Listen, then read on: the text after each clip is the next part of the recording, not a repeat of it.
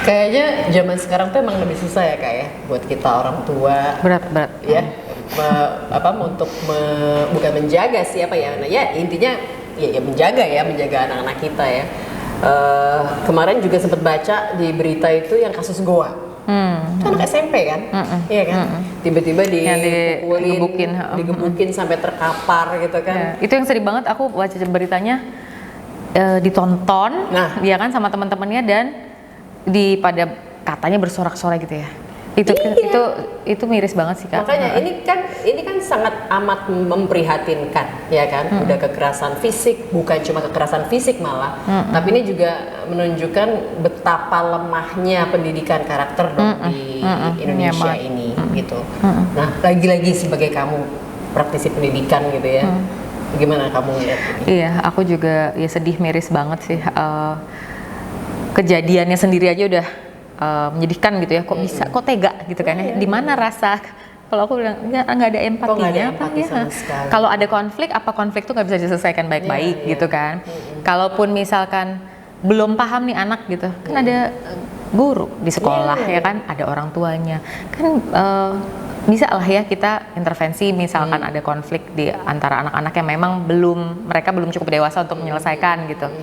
Nah, itu satu kak, menyelesaikan dengan kekerasan. Aku sebenarnya terus terang nggak tahu sih backgroundnya kenapa itu terjadi ya. Pokoknya terjadi aja ya kan, kekerasan. Dasarnya cuma iseng dan kesenioritasan. Nah gitu ya? iya, karena bisa dibully aja ini anak gitu kan. Dan mungkin si anak ini agak sedikit menonjol dalam satu hal gitu iya, kan. Apapun alasannya nggak bener lah ya kayak.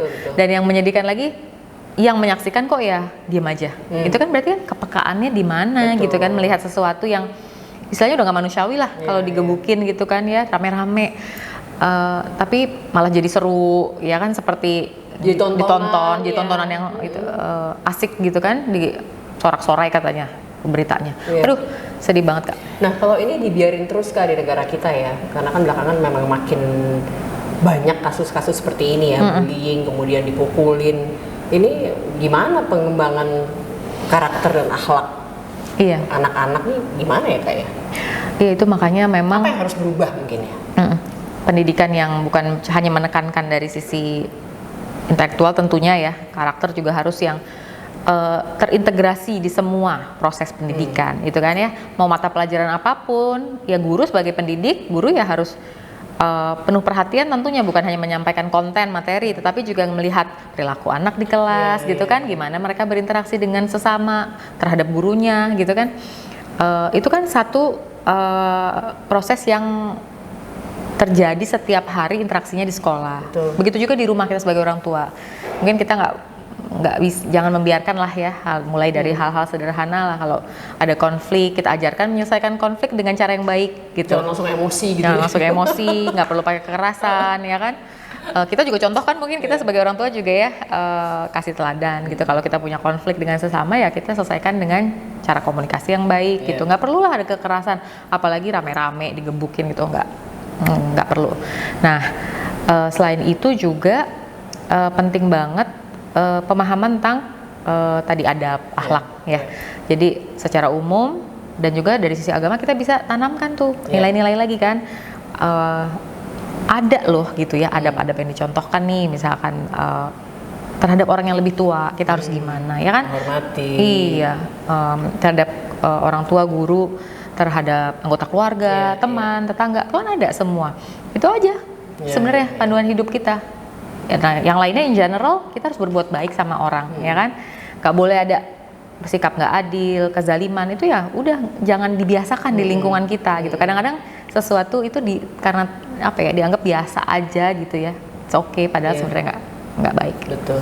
Apalagi kalau mereka anak-anak yang termasuk mengakses hal-hal yang ya kita sebagai orang tua nggak tahu ya apa yang mereka akses. Kalau maksudnya tahu tapi nggak bisa kita pantau terus. Benar. Kan? Nah, ada beberapa hal yang mungkin mereka lihat through social medianya mereka, atau misalnya kayak sekarang deh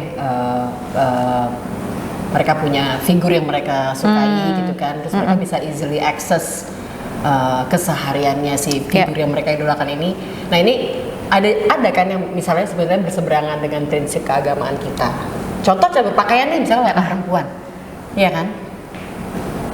ya ini aku ngerasain juga gitu, bahwa misalnya yang aku bilang jangan, bagusnya kamu berpakaiannya begini, kenapa sih ini begini nggak ada masalah kok, or kadang dia juga bilang gini, aku pengen kayak teman-teman aku dan mereka nggak ada masalah mereka juga muslim. Nah itu kan itu kayaknya aku perlu guidance dari Kak Betty, gimana sih sebenarnya membuat mereka lebih paham dan membangun kesadaran mereka untuk mereka juga harus take care dirinya mereka. Itu gimana Kak? Mungkin lewat iWise?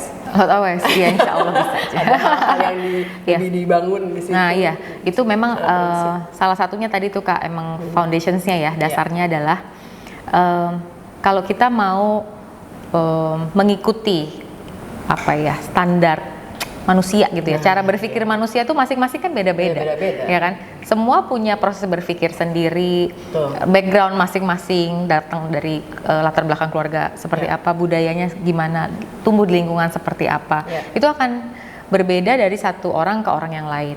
Nah, kalau kita mau ikut-ikutan orang, dengan mudahnya kita akan melihat banyak sekali variasi yang akan kita bisa tiru gitu ya.